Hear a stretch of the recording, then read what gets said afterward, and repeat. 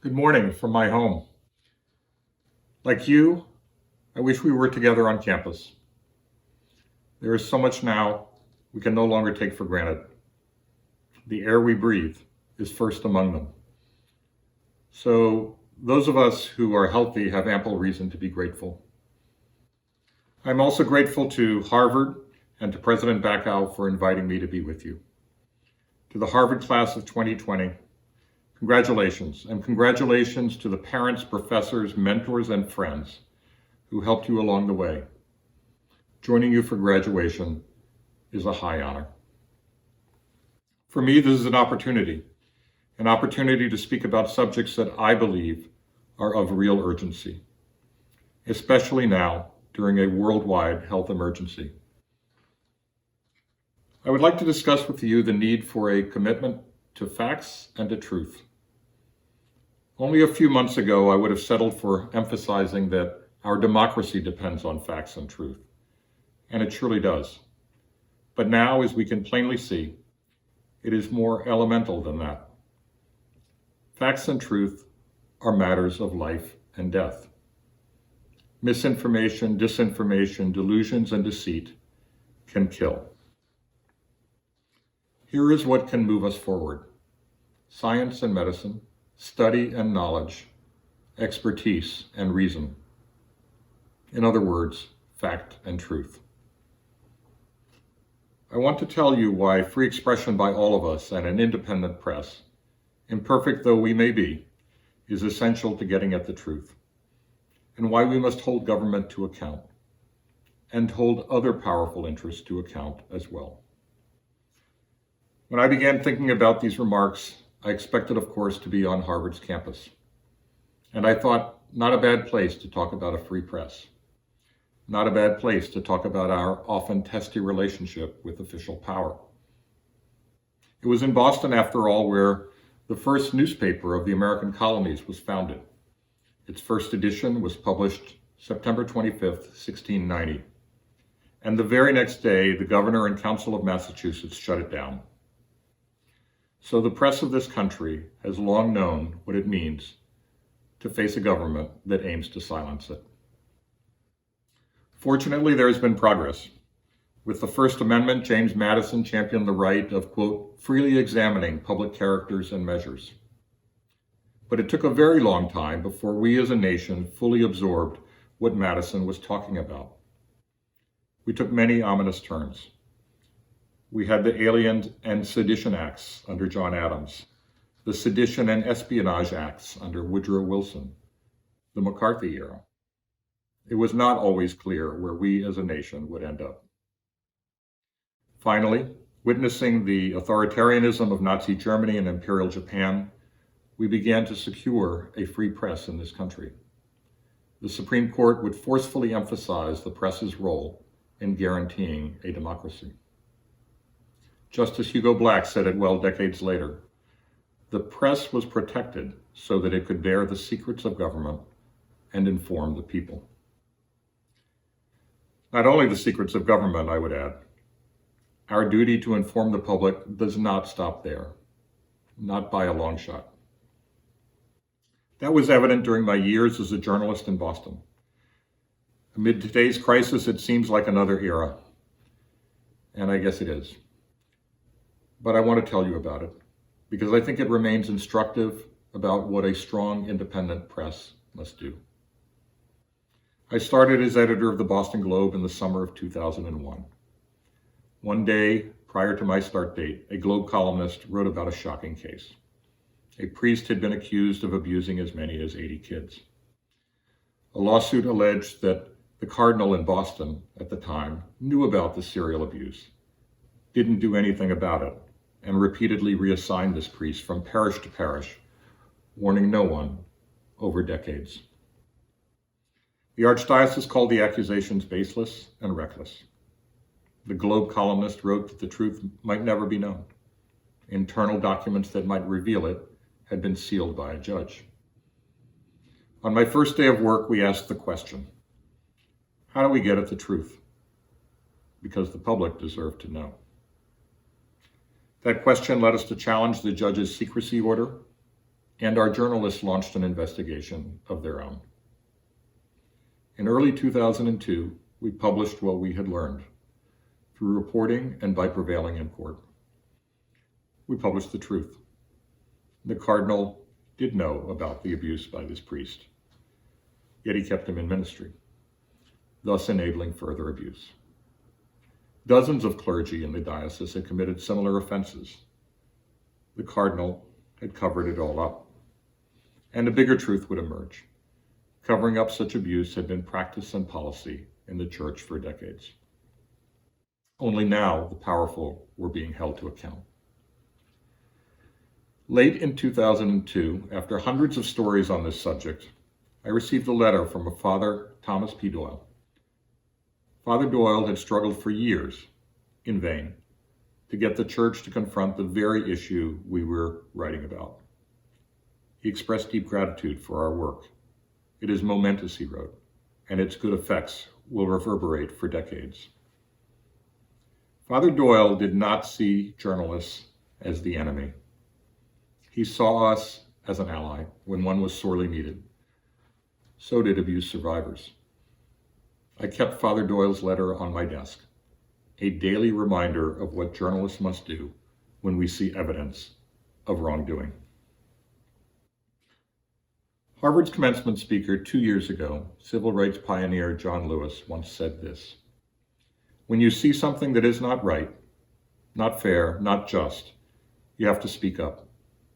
You have to say something. You have to do something." We as journalists have the capacity, along with the constitutional right, to say and do something. We also have the obligation, and we must have the will. So must you. Every one of you has a stake in this idea of free expression. You want to be free to express your views. You should be free to hear the views of others, the same or different. You want to be free to watch any movie, to read any book, to listen to any lyrics. You should be free to say what you know is true without threat of government reprisal. And you should acknowledge this if you value these freedoms that come with democracy. Democracy cannot exist without a free and independent press. It never has. Leaders who crave more power for themselves always move quickly to crush an independent press. Next, they destroy free expression itself. Sadly, much of the world is on that worrisome path, and efforts in this country to demonize, delegitimize, and dehumanize the press give license to other governments to do the same and to do far worse. By the end of last year, a near record 250 journalists worldwide were sitting in prison. 30 of them faced accusations of, quote, false news, a charge virtually unheard of only 7 years earlier. Turkey has been trading places with China as number one on the list of countries that jail the most journalists. The Turkish government has shut down more than 100 media outlets and charged many journalists as terrorists. Independent media have been largely extinguished. China, of course, imposes some of the world's tightest censorship on what its citizens can see and hear. In Hungary, the Prime Minister has waged war on independent media. Harvard Nieman Fellow Andras Petho, who runs an investigative reporting center there, notes that the Prime Minister's business allies are, quote, taking over hundreds of outlets and turning them into propaganda machines. Like other heads of state, Hungary's Prime Minister has exploited the pandemic to grab more power, suppress inconvenient facts, and escalate pressure on news outlets. A new law threatens up to 5-year jail terms against those accused of spreading supposedly false information. Independent news outlets have questioned how the crisis was managed, and the fear now is that such accountability journalism will lead to harassment and arrests, as it has in other countries. In the Philippines, the courageous Maria Ressa, who founded the country's largest online-only news site, has been battling government harassment for years on other fronts. She now faces prosecution on bogus charges of violating foreign ownership laws. By the end of last year, she had posted bail 8 times Her real violation? She brought scrutiny to the president. In Myanmar, 2 Reuters journalists, Wallon and Chaw So-u, were imprisoned for more than 500 days for investigating the killing of 10 Rohingya Muslim men and boys. Finally, a year ago, they were released. In 2018, an opinion writer for the Washington Post, Jamal Khashoggi, walked into Saudi Arabia's consulate in Istanbul to get documents he needed to marry. He was murdered there at the hands of a team sent by highest-level Saudi officials. His offense? He had sharply criticized the Saudi government. In Mexico, murderous vengeance against journalists is common. Last year, at least 5 were killed, more than in any other country. I think also of the risks that American journalists have taken to inform the public. Among them are colleagues I can never forget. One is Elizabeth Newfer. 17 years ago this month, I stood before her friends at the Boston Globe to report that she had died covering the war in Iraq. Elizabeth was 46, an experienced foreign correspondent, a mentor to others, vivacious and brave. Her Iraqi driver was traveling at high speed because of the risk of abductions. He lost control. Elizabeth died instantly. Her translator, too. Elizabeth had a record of fearlessness in investigating war crimes and human rights abuses. Her goal? Reveal the world as it is, because someone might then make things better. Another colleague was Anthony Shadid. In 2002, I visited Anthony, then a reporter for the Globe, after he was shot and wounded in Ramallah. Lying in a hospital in Jerusalem, it was clear that he had narrowly escaped being paralyzed. Anthony recovered and went on to report from Iraq, where he won 2 Pulitzer Prizes for the Washington Post. From Egypt, where he was harassed by police. From Libya, where he and 3 New York Times colleagues were detained by pro-government militias and physically abused. He died in 2012 at age 43 while reporting in Syria, apparently of an asthma attack. Anthony told the stories of ordinary people. Without him, their voices would have gone unheard. And now I think constantly of reporters, photographers, and videographers who risked their own well-being to be with heroic frontline health workers, frontline workers of every sort, to share their stories. Anthony, Elizabeth, and my present-day colleagues sought to be eyewitnesses, to see the facts for themselves, to discover the truth and tell it. As a profession, we maintain there is such a thing as fact. There is such a thing as truth. At Harvard, where the school's motto is Veritas, presumably you do too. Truth, we know, is not a matter of who wields power or who speaks loudest. It has nothing to do with who benefits or what is most popular. And ever since the Enlightenment, modern society has rejected the idea that truth derives from any single authority on earth. To determine what is factual and true, we rely on certain building blocks. Start with education. Then there is expertise and experience. And above all, we rely on evidence. We see that acutely now, when people's health can be jeopardized by false claims, wishful thinking, and invented realities.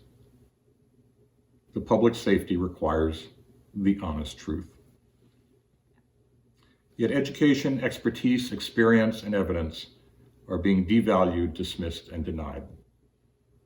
The goal is clear: to undermine the very idea of objective fact, all in pursuit of political gain. Along with that is a systematic effort to disqualify traditional independent arbiters of fact. The press tops the list of targets, but others populate the list too.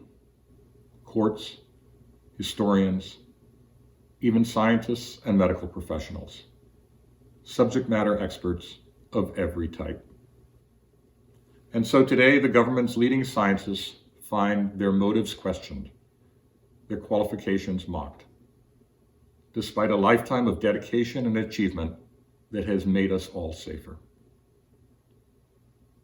In any democracy, we want vigorous debate about our challenges and the correct policies. But what becomes of democracy if we cannot agree on a common set of facts? If we can't agree on what even constitutes a fact? Are we headed for extreme tribalism, believing only what our ideological soulmates say? Or do we become so cynical that we think everyone always lies for selfish reasons?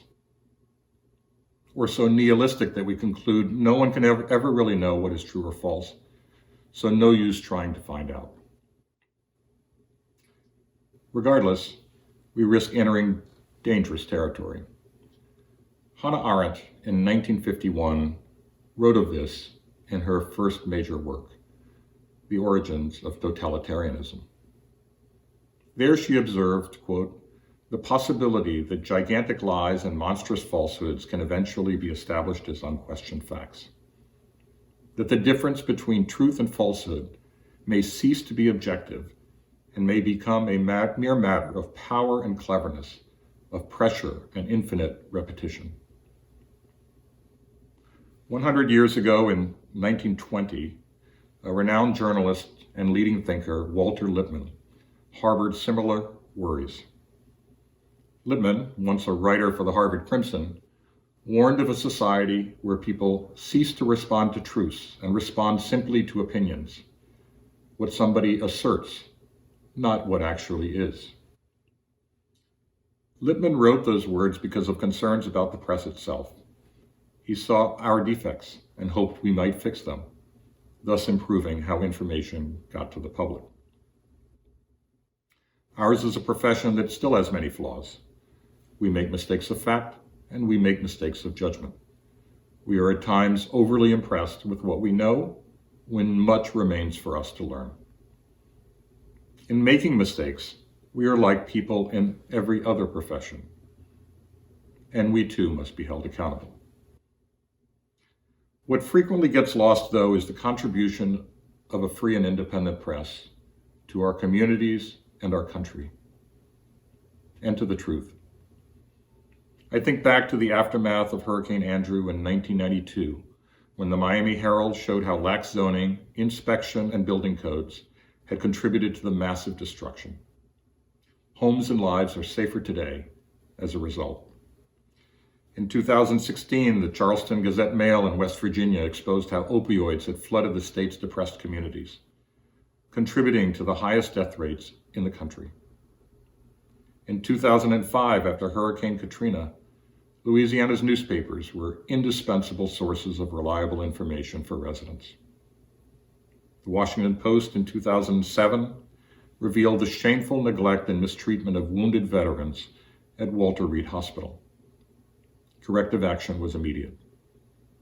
The Associated Press in 2015 documented a slave trade behind our seafood supply. 2,000 slaves were freed as a result. The New York Times and the New Yorker in 2017 exposed sexual predators in elite boardrooms. A movement of accountability for abuses against women took root. The New York Times in 1971 was the first to publish the Pentagon Papers, revealing a pattern of official deceit in a war that killed more than 58,000 Americans and countless others. The Washington Post broke open the Watergate scandal in 1972. That led, ultimately, to the president's resignation. Those news organizations searched for the truth and told it, undeterred by pushback or pressure or vilification. Facing the truth can cause extreme discomfort. But history shows that we as a nation become better for that reckoning. It is in the spirit of the preamble to our Constitution to form a more perfect union. Toward that end, it is an act of patriotism. W.E.B. Du Bois, the great scholar and African-American activist, and the first African American to graduate with a PhD from Harvard, cautioned against the falsification of events in relating our nation's history. In 1935, distressed at how deceitfully America's Reconstruction period was being taught, Du Bois assailed the propaganda of the era. "Nations reel and stagger on their way," he wrote. "They make hideous mistakes. They commit frightful wrongs. They do great and beautiful things. And shall we not best guide humanity by telling the truth about all this, so far as the truth be ascertainable?" At this university, you answer that question with your motto, Veritas. You seek the truth with scholarship, teaching, and dialogue, knowing that it really matters. My profession shares with you that mission. The always arduous, often tortuous, and yet essential pursuit of truth. It is the demand that democracy makes upon us. It is the work we must do. We will keep at it. You should too. None of us should ever stop. Thank you for listening. Thank you for honoring me. Good luck to you all, and please stay well.